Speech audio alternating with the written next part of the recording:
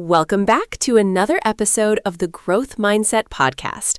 I am your host, Sochiata, and I am sitting here in our cozy studio feeling incredibly energized for today's conversation. It is wonderful to be back here with you, Sochiata. The atmosphere today feels just right for a deep dive into something that touches every single one of us. It really does. Today, we are tackling a theme that I think is the secret sauce to success, yet it is so hard to swallow sometimes. We are talking about following the plan, not your mood, and the absolute power of consistency. That is a heavy one, but so vital. You know, Sochiata, most people wait for the feeling to strike before they take action. They wait for inspiration, for that spark of motivation. But motivation is a fair weather friend. Oh, I know that, friend. Some mornings I wake up and I am ready to conquer the world. But other mornings, the bed is just too warm and my mood tells me that the world can wait another hour, or a day, or a week. Exactly. And that's the trap. If we only work when we feel like it, we are essentially letting our emotions drive the car. And emotions? They are terrible drivers. They are impulsive, they get tired easily, and they are influenced by everything from the weather to what we had for dinner last night. So how do we kick the mood out of the driver's seat? How do we make sure the plan stays in control even when we are feeling sluggish or discouraged? It starts with understanding that discipline is a form of self-love. When you make a plan, you are making a promise to your future self. Following that plan when you don't feel like it is simply keeping that promise. You have to treat your schedule like a non-negotiable contract. A non-negotiable contract. I like that. It removes the choice. Because I think that is where we lose the battle, right?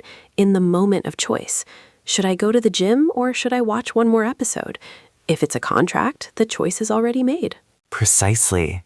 High achievers don't have more willpower than you. They just have better systems.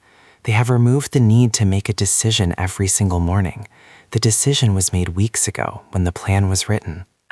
I've noticed that when I rely on my mood, my progress looks like a heart rate monitor. Up, down, up, down. It's exhausting. But consistency feels like a slow, steady climb. It's not as exciting as a burst of inspiration, but it actually gets you to the top of the mountain. Encouragingly, that is a perfect metaphor.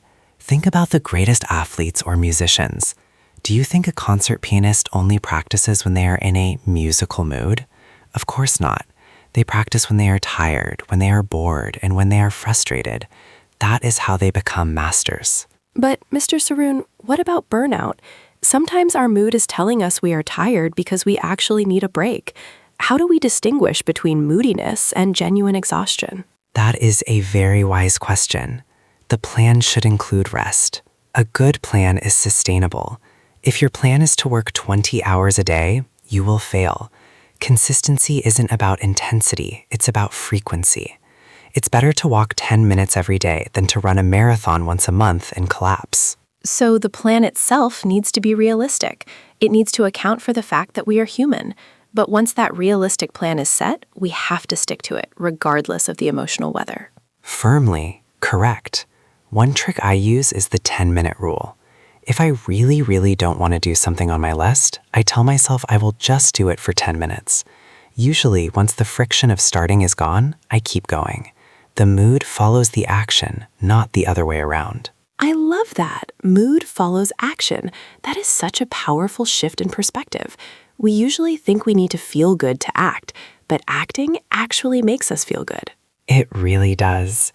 There's a specific kind of pride that comes from doing something you didn't want to do.